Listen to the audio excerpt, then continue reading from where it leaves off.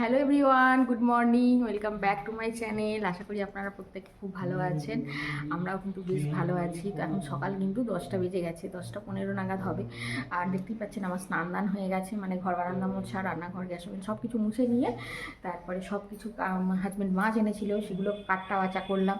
মানে বড় দুই রকম মাছ এনেছে, পুঁটি মাছ আর বড় মাছ। তো পুঁটি মাছটা একটু কেটে বেছে নিলাম, সব কিছু করে নিয়ে ওই আজকে আমাদের কামান হয়, তার জন্য ওইও নখ চাঁচতে যেতে হলো। নখ চেঁচে এসে একবারে স্নান দান করে নিলাম। স্নান দান করে কাঁচা ধোয়া করেছিলাম, সেগুলো ছাদে মেলে দিয়ে আসলাম। আর আজকে না রোদ্দুরটা খুব একটা জোর নেই, মানে হালকা হালকা রোদ আছে আর কি, জানি না বৃষ্টি হবে কি না। তো যাই হোক, এখন ছাদে দিয়ে এসেছি, কাপড় জামাগুলো মেলে এসে দুটো মুড়ি খেলাম। মুড়ি টুড়ি খেয়ে এবার ভাবছি আনাজ সবজি করবো, কুটবো। তার আগে ওই হাজব্যান্ডের জন্য ছাতুটা রেডি করবো। আর কথা হচ্ছে হাজব্যান্ডের হচ্ছে এই ফাল্গুন মাসে জন্ম মাস, মানে 12ই ফাল্গুনের জন্মদিন চলে গেছে আর কি। কিন্তু এই অসুখ চলছিল, যেহেতু শুভ কাজ তো করতে নেই, তো সেই কারণে ওকে আর পায়েস টায়েস বানিয়ে দেওয়া হয়নি। তো সেই কারণে আজকে ভাবছি একটু পায়েস বানিয়ে দেবো, আর একটু মাছ তরকারি ভাত যেটা দেওয়া হয় নর্মাল, এমনি অন্য কোনো ব্যাপার নয়। তো এইভাবেই আমার ছেলেরও জন্মদিন এইভাবেই করা হয়, এরকম বড়সড় কিছু হয় না, কেক টেকে নিয়ে এসব কোনো আড়ম্বর কিছু হয় না। তো যাই হোক, আর হাজব্যান্ডেরও একদম নর্মাল ওই মাছ তরকারি ভাত একটু পায়েস এরকম করে দেবো। তাই ছেলেকে বলছি, ও দোকান যাবে, মানে বাজারে যাবে একবার মিষ্টি আনতে, তো একটু মিষ্টি তো দিতে হবে, 5 রকম মিষ্টি। তো এই 5টা মিষ্টি, মাছ তরকারি ভাত এইসব দিয়েই আর কি সাধারণ নর্মালভাবে ঘরোয়া যেমন করা হয়, তো সেইভাবে করবো। তো শাশুড়ি এরকমই করতেন, তো শাশুড়ির এখন বয়স হয়ে গেছে, উনি আর পারেন না, সে কারণে এবার আমারই দায়িত্ব পড়েছে। তো যাই হোক, আনাজ সবজি কাটতে বলবো, তার আগে হাজব্যান্ডের খাবারটা রেডি করে নিই, মানে ছাতু খাবে সকালে, ছাতু ডিম সিদ্ধ, আর সেই জন্য খাবারটা রেডি করে দেবো।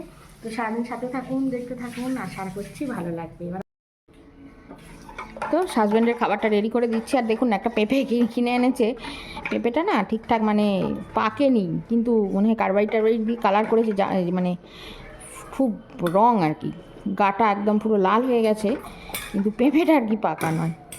এই হচ্ছে ঘটনা। মিষ্টিও নেই একটু, তোকে দিয়ে দিই খেতে, তারপর রান্নাবান্নার দিকে যাব।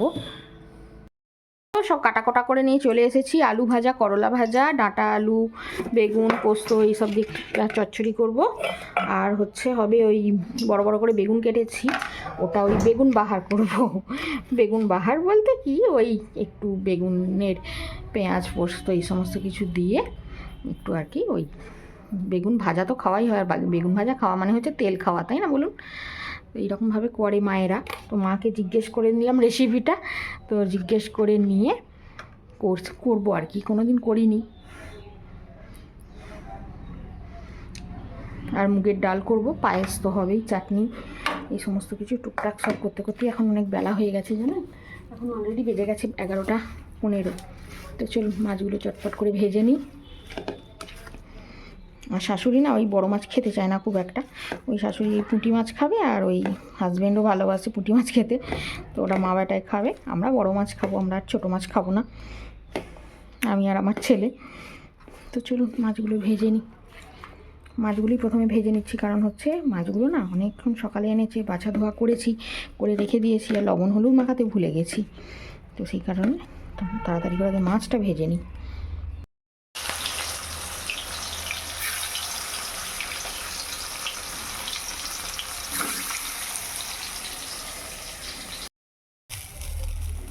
এখানে তো মাছ ভাজা হয়ে গেছে, আর এখানে হচ্ছে মুগ ডাল ভাজা, মানে মুগ ডালটা করবো, ডালটা ভাজছি। আর এখানে আলু ভাজা, করলা ভাজা হয়ে গেছে। আর দেখুন না কতগুলো আলু, না এই দেখতে পাচ্ছেন, এই সাইডে ভেঙে গেছে, এইগুলো নতুন আলু তো, আর দুটো সিটি দিয়ে দিয়েছি, একটা সিটি দিলে মনে হয় ঠিক হতো।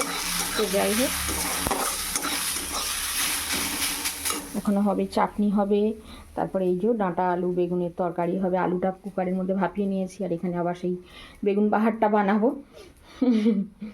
তো এক এক করে রান্না বান্না হচ্ছে, পায়েসটা হবে, এদিকে ভাতটা কাঠে বসাবো। এই তো এদিকে ডালটা হয়ে গেল, এদিকে চাটনি হয়ে গেছে, এবার করব গিয়ে ডাঁটার চচ্চড়িটা।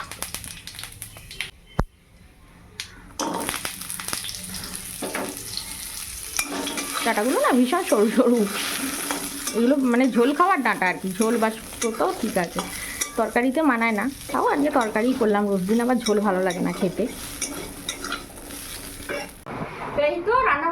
কমপ্লিট করে ফেলেছি, করে এবার হাজবেন্ডের জন্য আগে বেড়ে নিই, ওকে সব গুছিয়ে আগে দিই, তারপর আমরা খাওয়া দাওয়া করবো। আর সেটা একটা নতুন জিনিস করেছি, দেখুন এই বেগুন বাহার, জানি না খেতে মনে হয় তো ভালোই হবে। পোস্ত বাটা এইসব দিয়েছি, মুগ ডাল করেছি, মাছ হয়েছে, ভাজাভুজি তো হয়েইছে, এই যে আলু ভাজা, করলা ভাজা, ডাটা আলু বেগুন দিয়ে একটা রসা মতো হয়েছে, চাটনি হয়েছে, এই যে চাটনি, আর হয়েছে মুগ ডাল, এই পায়েস, এটা তো পায়েস গরম, আর এই তো ডাল। তো রান্না বান্না সব কমপ্লিট, এবার হাজব্যান্ডকে গুছিয়ে খেতে দিয়ে দিই, ওর সব রেডি করে নিয়েছি। ভাতের হাঁড়িটা এখনো ওখানে আসতে দিতে হবে। তো এই তো সব কিছু রেডি করে নিয়েছি, এখানে সব ভাজাগুলো দিয়েছি, এখানে মাছ ভাজা, করলা ভাজা, আলু ভাজা, আর হচ্ছে এই তো ডাটা পোস্ত, বেগুন বাহার, মাছ, চাটনি, ডাল, পায়েস, মিষ্টি, সামান্য আয়োজন। এইভাবেই আমাদের জন্মদিন করা হয়, ছেলেরও তাই আর হাজব্যান্ডেরও তাই, এইভাবেই করা হয়। আমাদের কোনো আড়ম্বরপূর্ণ কিছুর ব্যবস্থা হয় না, এই হচ্ছে কথা। তো এটাই শান্তি, এটাই ও হ্যাপি আর কি। তো চলুন এবার দিয়ে আসি, অলরেডি বসে পড়েছে, 1টা বেজে গেছে। শুরু করো এবার।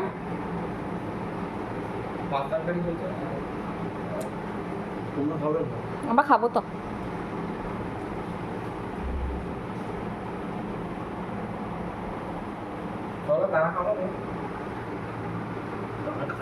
খাও খাও। সময় হচ্ছে বিকেল 3:30, আর খাওয়া দাওয়া করে ধোয়া মাজা মোছামুছি সমস্ত কিছু কমপ্লিট করতে 3:30 আমার বেজেই গেল। তো যাই হোক, এখন দেখুন না, এই যে হাজব্যান্ড দোকানে গিয়েছিল, তো ওকে বললাম যে আমার জন্য নিয়ে সময়গুলো না খেতে খুব ভালো লাগে, এনে দিয়েছে, আর এখন তাই একটু খাচ্ছি। কাপড় জামাগুলো সব সকালে কেচেছিলাম আর ওপরে ছাদে দিয়েছিলাম, তো শুকিয়ে গেছে, সব তুলে নিয়ে আসলাম, নিয়ে এসে এই যে বসে বসে খাচ্ছি। আর ছেলেটাকে বলছি বাবু একটু ফ্যানটা চালিয়ে দিন, আরে গরম লাগছে, ও তাই জন্য ফ্যানটা সেট করছে আর কি। ওই যে যথারীতি ফ্যান চলতে শুরু হয়েছে, গরম লাগছে ভীষণ, আজকে ভীষণ গরম আছে। গুড ইভিনিং, এখন সময় হচ্ছে ওই 7টা মতো বাজে, সন্ধ্যা দিলাম, সন্ধ্যা দিয়ে এই তো ওপরের ঘরে একটু এসে বসেছি।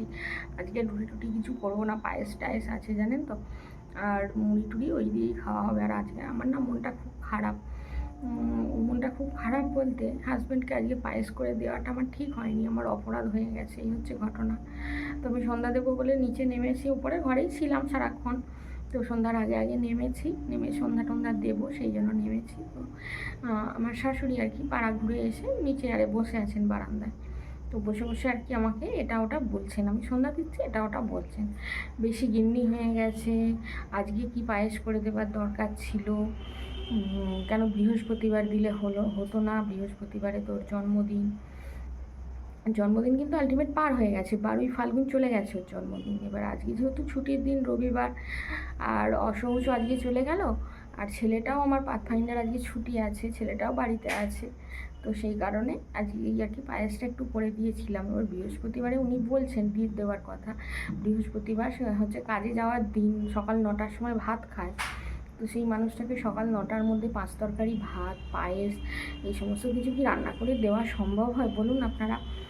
আর একা হাতে আমি কুটবো বাটবো সমস্তটা A to Z সব কিছু করবো, আর উনি একটা মানে গ্লাস ধুয়েও উপকার করে দেন না আমার, আর আমার সেই সকালে 9টার মধ্যে কি করা সম্ভব হয় বলুন? তো আমাকে এটা ওটা বলছিলেন, আমি না মনে খুব কষ্ট পেয়েছি, আমি আর ওনার সঙ্গে মুখ লাগাই না, ভালো লাগে না ওনার সঙ্গে মুখ লাগাতে, কি বলবো বলুন? আমি ওপরে বসে বসে কান্না করছি, আর কি করবো, আর আপনাদের কাছে এই যে বলছি মনের কথা। ছেলেটা ঘরে বসে বসে পড়াশোনা করছে, আর হাজব্যান্ড ওর মতো টিভি দেখছে, দেখুক। আর সবথেকে বড় কথা হচ্ছে এই হাজব্যান্ডের জন্মদিনের একটা কথা আমার খুব মনে পড়ে জানেন তো, আমার যে বছর প্রথম বিয়ে হয়েছে, নতুন মানুষ, আর সবথেকে বড় কথা হচ্ছে আমার শাশুড়ি প্রথম থেকেই খুব রোখা প্রকৃতির, উনি খুব আমার সঙ্গে খুব মানে বউ জ্বালানো যাকে বলে, উনি সেই কাজটা খুব করেছেন। তো যাই হোক, তার সত্ত্বেও আমি টিকে আছি এখানে।